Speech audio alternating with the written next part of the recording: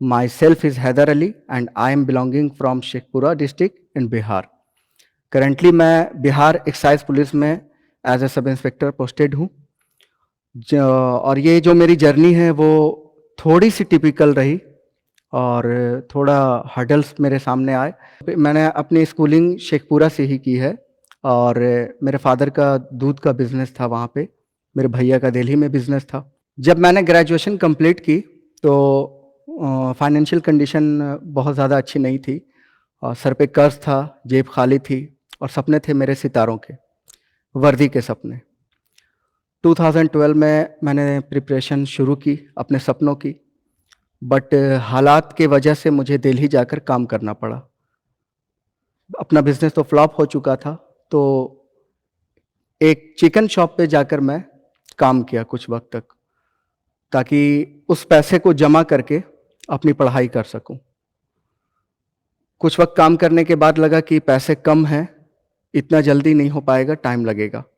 तो मैंने night shift में मजदूरी करने की सोची, लेकिन वहाँ भी बात नहीं बनी।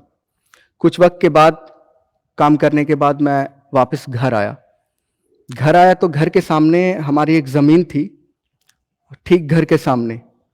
अम्मी ने कहा कि इसको हम बेच देते हैं बच्चों की पढ़ाई के लिए। तो अभी जैसा कि मैंने आप लोगों को बताया कि वहाँ एक ट्रेंड था, ज़्यादातर लोग सऊदी जाते थे या फिर बाहर जाकर काम करते थे। तो पापा के कुछ दोस्तों ने भी पापा को समझाया कि आप यहाँ बिहार में एक कहावत है, उपला को गोईठा कहते हैं। कहाँ आप गोईठा में घी सुखा रहे हैं, हमारी कम्युनिटी से किसी का हुआ है। और कोई वैसा मिसाल भी तो वहाँ पे नहीं था कि जिससे मोटिवेट हो सके आदमी। ये एक बहुत बड़ा स्टेप लेने जा रहे थे पापा। तो अम्मी बोली कि नहीं, लोगों ने सुझाव दिया कि ठीक है आप बेच रहे हैं, लेकिन इससे आप इसको बाहर भेजिए, गल्फ में जाएगा, कमाएगा, तो फिर इसी से आप खरीद लेंगे। अम्मी स्ट्रिक्ट रही, बोली कि नहीं, हमारे बच्चे पढ़ेंगे। और अम्मी के कुछ गहने थे वो भी बेचे गए। और उसके बाद मेरा जो छोटा भाई है वो आईपीएस बनना चाहता था। उसको इतना जुनून था कि वो अपने नाम के आगे भी आईपीएस लिखा करता था उस टाइम पे ही। तो मैंने उससे कहा कि अब हम दोनों चलते हैं पढ़ने के लिए। तो उसने कहा कि नहीं, हमारे पास इतने पैसे नहीं हैं कि हम दोनों जाकर पढ़ें, तो तू जा और जाकर अपना सपना पूरा कर और मैं जाता हूँ गल्फ कमाने के लिए। और इस तरह से जो प्लान मेरे लिए था वो प्लान उसने ले लिया और अपना सपना भी मुझे दे दिया। फाइनली मैं पटना आया और वो गल्फ चला गया पैसे कमाने। पटना आने के बाद एक हफ्ते तक इधर उधर घूमता रहा, कोचिंग्स के चक्कर लगाता रहा, बट कहीं कुछ समझ में नहीं आ रहा था कि कहाँ शुरू करूं। और फिर से परेशान हुआ। तो मेरे एक सीनियर दोस्त थे, उन्होंने रहमान सर के बारे में बताया कि वहाँ जाओ। रहमान सर के यहाँ गया, उनके क्लास ली, बहुत मोटिवेशन मिला। और वहाँ पे क्या है ना कि आपको कोई सब्जेक्ट 2 घंटे का क्लास है किसी सब्जेक्ट पे, तो सब्जेक्ट आपको आधे घंटे 40 मिनट ही पढ़ाए जाते हैं। बाकी का टाइम मिलता है आपको मोटिवेशन। वो मोटिवेशन जो आपको आपके गांव में, आपके मोहल्ले में या आपके अंदर नहीं मिलती। तो मैं भी वहाँ पे काफ़ी मोटिवेट हुआ और अपने प्रिपरेशन को स्टार्ट किया। 2012 के लास्ट में मैंने आरपीएफ सब इंस्पेक्टर का एग्ज़ाम क्वालिफाई दिया और क्वालिफाई किया। रनिंग भी क्वालिफाई कर गया। फिजिकल में चेस्ट मेजरमेंट में 1/2 सेंटीमीटर से मैं डिसक्वालीफाई हो गया। और ये जो 1/2 सेंटीमीटर होता है ना, इसको आप साल में कन्वर्ट करो तो बहुत ज़्यादा लंबा हो जाता है ये। 2015 में फिर बिहार एसआई का पेपर दिया, रिजल्ट आया, उसमें भी नहीं हुआ। अब मैं अंदर से टूटने लगा, थोड़ा मेरी हिम्मत टूटने लगी। सब कुछ छोड़कर दिल्ली चला गया। वहाँ जामिया का एंट्रेंस दिया, पीजी में मॉडर्न हिस्ट्री में एडमिशन लिया। मुसीबत ने वहाँ भी पीछा नहीं छोड़ा। हिंदी मीडियम का स्टूडेंट था, वहाँ पे सारे क्लासेस, सारे लेक्चर्स इंग्लिश में और सारे रीडिंग्स इंग्लिश में। अब मुझे वहाँ पे 3-3 मेहनत, अपने सपने की तैयारी भी, मतलब इधर की भी पढ़ाई, हिस्ट्री भी पढ़ना है और इंग्लिश भी पढ़ना है। एक पेज को ट्रांसलेट करने में 1-1 घंटा मुझे लगता था समझने में। तो वहाँ भी एक बार लगा कि नहीं, बैलेंस नहीं कर पाऊंगा, या तो पीजी छोड़ना होगा या ये छोड़ना होगा। तो खैर मेरी एक मैम थी वहाँ पे, रोमा मैम, उन्होंने बहुत सपोर्ट किया और भी दोस्तों ने सपोर्ट किया और इस तरह से वहाँ भी पीजी भी मेरा हो गया और 2 साल अपने सपने की तैयारी भी चलती रही। फाइनली 2018 में मैंने फिर से बिहार एसआई का प्री मेंस दिया, क्वालीफाई कर गया। इस बार 1 सेकंड से रनिंग में चूक गया और मैंने आपको जैसा कि पहले ही बताया था कि ये जो 1 सेकंड है, आप इसको साल में कन्वर्ट करो तो बहुत ज़्यादा लंबा हो जाता है। सपने टूट गए और सपने सिर्फ मेरे ही नहीं टूटे। मेरा फिजिक अच्छा था, घर वालों को लगता था कि ईज़ी हो जाएगा सब कुछ। तो मेरे साथ-साथ घर वालों के भी सपने टूटे। अम्मी ऐसे रोईं जैसे मैं मर गया हूँ। पहली बार पापा की आँखों में आँसू देखा। हमने कभी पापा को रोते नहीं देखा था।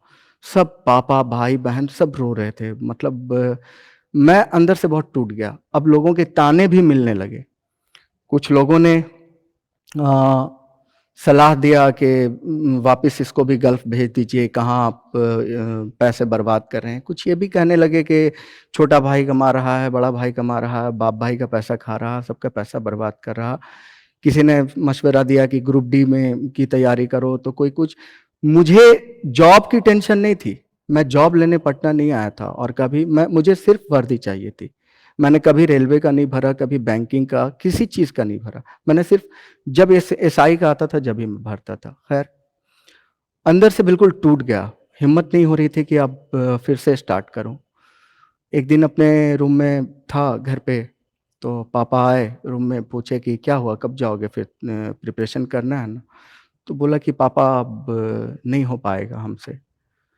तो पापा मेरे बगल में बैठे और बहुत खामोशी से पापा ये बोले कि देखो बेटा, तुम लोगों के लिए मिसाल बनोगे। तुमको अब मिसाल बनना है। 4 साल लगभग तुमको हो गया, 5 साल प्रिपरेशन करते। अब तुम लोगों के लिए मिसाल बनोगे क्योंकि यहाँ पर जो ट्रेंड है वो तुमको पता है। तो अब ये डिपेंड तुम्हारे ऊपर करता है कि तुम सक्सेसर का मिसाल बनो या फेलियर का बनो। ये तुम्हारे ऊपर डिपेंड करेगा। और आपको कहाँ जाना है का अंग्रेजी अनुवाद। Where do you want to go? बोलने से सब होगा। It's amazing we got a chance to do this because our original plan was to do this like 3 years ago and then और मैं बहुत सोच में पड़ गया। तो पापा मुझे बहुत हिम्मत दिए कि देखो तुम्हारा नाम हैदर अली इसीलिए रखे हैं, तुम कर सकते हो। मुझे मोटिवेट किए, लोग चाँद पे जा रहे हैं, तुम इतना भी नहीं कर सकते, कंधे पे सितारे नहीं सजा सकते, फिर जाओ पटना। पटना आया, फिर रहमान सर से मिला और दूसरा मोटिवेशन पापा के बाद रहमान सर दिए। सर वो उठे और मेरे माथे पे अपनी उंगली से दरोगा लिख दिए और बोले कि इसको कोई नहीं काट सकता, तुम तैयारी करो, मैं कह रहा हूँ होएगा तुम्हारा। मैंने फिर प्रिपरेशन शुरू किया और 2019 का जो ईयर था वो मेरे लाइफ का टर्निंग पॉइंट था। 64th बीपीएससी का प्री क्वालिफाई किया और उसका मेंस भी लिखा मैंने। नेट का पेपर क्वालिफाई किया, एक्साइज का प्री मेंस सब क्वालिफाई किया। लेकिन एक चीज़ मैंने ये किया था कि इस बार मैंने किसी को अपने रिजल्ट और एग्ज़ाम के बारे में घर में भी नहीं बताया। ये सिर्फ मेरा छोटा भाई जानता था और मेरे कज़न ब्रदर शाहबाज भैया जानते थे और 2-4 दोस्त। क्योंकि डर ये था कि फिर सपने टूटेंगे, फिर सबका दिल टूटेगा। हज भवन से कॉल आया फिजिकल के लिए।